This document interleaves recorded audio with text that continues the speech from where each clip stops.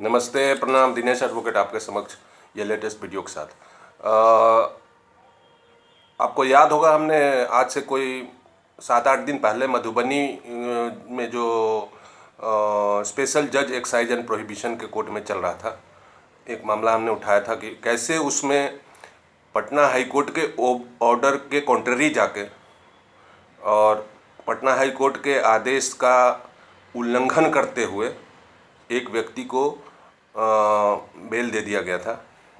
वो मामला अभी बताएंगे, लेकिन इससे पहले एक छोटा सा, ये आज सुबह में बार काउंसिल के एक सम्मानित सदस्य हैं, उन्होंने फ़ोन किया था आज कि आप अधिवक्ताओं की समस्याओं पर बात करते रहते हैं, तो ये बढ़िया बात है। लेकिन एक समस्या है कि ये जो नए लड़के सब आ रहे हैं प्रोफेशन में, उनको नॉन AOR करके और उनको एक तरह से प्रैक्टिस से बार किया जा रहा है, उनकी फाइलिंग रोक दी जाती है। तो आप उनकी समस्या को उठाइएगा। तो हम बेसिकली ये वीडियो उसी पे बनाने वाले थे, उन बच्चों के बारे में। हमारी सहानुभूति है उन बच्चों के साथ, लेकिन ये बीच में ये मधुबनी वाला आ गया डॉक्यूमेंट्स अब आज।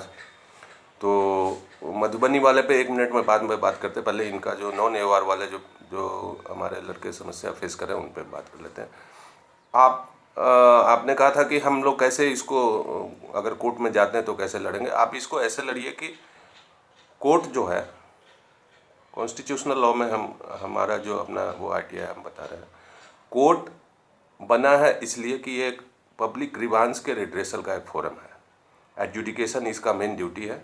जो जज वहाँ पर बैठता है वो जमींदार उमींदार कुछ नहीं होता है, न माई लॉर्ड है, न फलाना है, न लाट साहब है।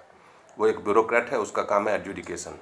डिस्प्यूट कोई आएगा, कोई केस आएगा, उसमें दोनों पक्षों को सुन के उसको फैसला देना होता है।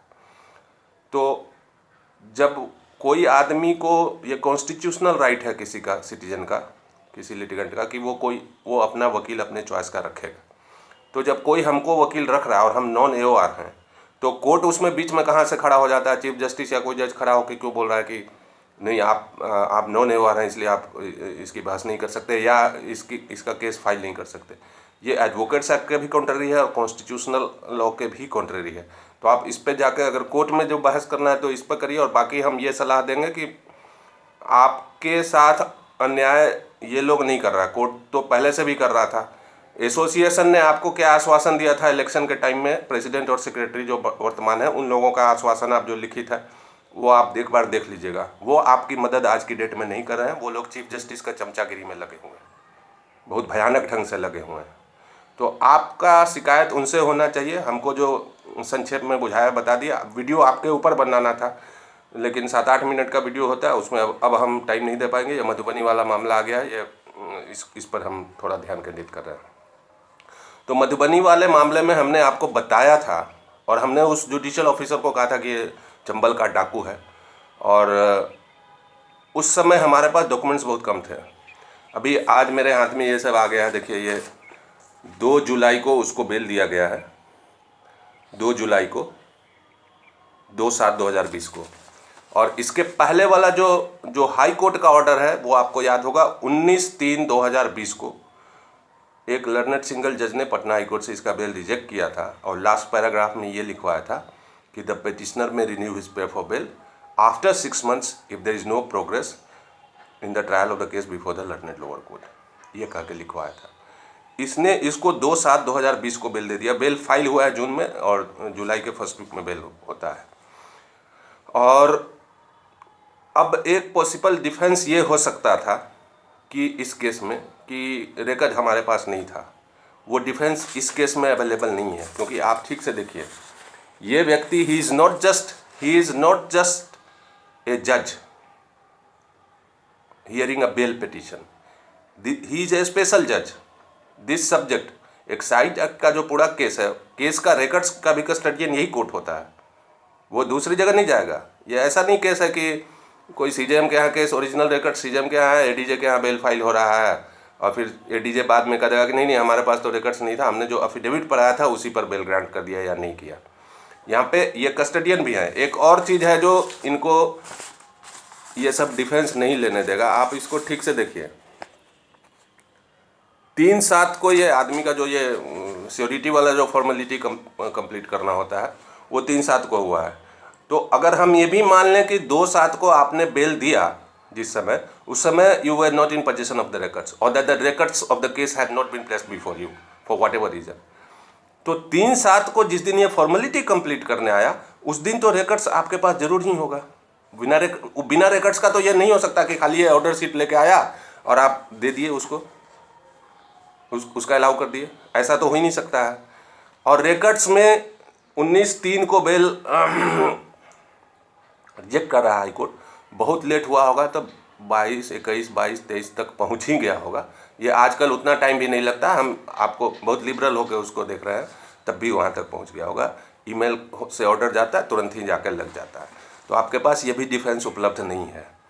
अब रह गया कि आपको चंबल का डाकू कोई कहेगा, क्या कहेगा, वो तो अब बाद में साबित होगा। लेकिन आपका विकेट जो है, और ये जो 2 और 3 पन्ना देख रहे हैं, यही इतना नहीं है मेरे पास। आपका पूरा जन्म कुंडली हम निकाल लिए हैं, पूरा जन्म कुंडली आपका मेरे पास आ चुका है। और आप जितना जातिवाद और ये सब का सहारा लेके, जितने न्यायमूर्ति और फलाना ढेकाना सब हैं आपके फाइलम के, उन लोगों के पास घूम घाम के आप अपना मदद लीजिए। विकेट आपका गिर चुका है, आपको सिर्फ पवेलियन वापस जाना है, आप अपना तैयारी कर लीजिए। विकेट हमको इधर पता नहीं क्या संजोग चल रहा है मेरे बॉलिंग में कि विकेट हमको तरह मिल रहा है। तो अगस्त में मिला 17 आदमी का, 15 आदमी का विकेट मिला हमको 17 अगस्त 2020 को, और फिर इधर 5 जनवरी को अभी मिला है, 5 जनवरी 2021 को 17 आदमी का यहाँ पटना सिविल कोर्ट वाले में। तो आपका वो जो विकेट है वो भी हमको मिल चुका है। अब आप जाने वाले हैं, अब आप अपना तैयारी कर लीजिए। और आपको कंटेम्प्ट में भी आपको लेंगे लपेटेंगे, और आपके खिलाफ स्टैंडिंग कमेटी में भी कंप्लेंट जा रहा है।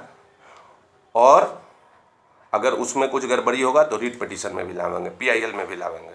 जितना हमको फोरम अवेलेबल होगा लोकायुक्त के यहाँ भी भेजेंगे। जितना हमको जितना ज़्यादा से ज़्यादा हमको फोरम अवेलेबल होगा, ऑप्शन, लीगल ऑप्शन अवेलेबल होगा, सबको अवेल करते हुए आपके साथ बढ़िया से निपट लेंगे।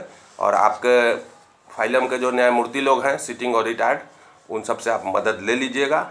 और बाकी जितने आपके यहाँ कॉन्स्टिट्यूशनल फंक्शनरी लोग हैं उन लोग से भी मदद ले लीजिएगा। देखिए हम आपको कैसे निपटाते हैं। और अगर इसको चंबल का डाकू नहीं कहा जाए, जो हाईकोर्ट कहता है, हाईकोर्ट के आदेश के अनुसार इसको 19 सितंबर 2020 के पहले ये बेल लोअर कोर्ट नहीं दे सकता है।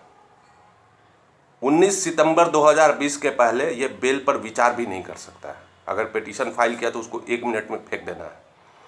और उसको ये बेल दे रहा है बढ़िया से लंबा चौड़ा ऑर्डर लिखवा के। अगर इसको चंबल का डाकू नहीं कहेंगे तो हम क्या कहेंगे, ये आप लोग फैसला करिएगा। और इस आदमी का विकेट अब जाने वाला है। ये वहाँ से प्रमोशन भी ले लिया, प्रिंसिपल जज बन के कहीं चला गया, ये भी हमको जानकारी हो चुका है। और इस तरह के कम से कम 10 केस का हम लाए हैं जहाँ पे ये इस तरह का काम किया हुआ है। ये वो सारा कुछ दिखेगा, illegality, abnormality, immoral practice writ large on the face of the record, वो सब आएगा। अब इस आदमी का विकेट गिरने का टाइम आ चुका है। Thank you.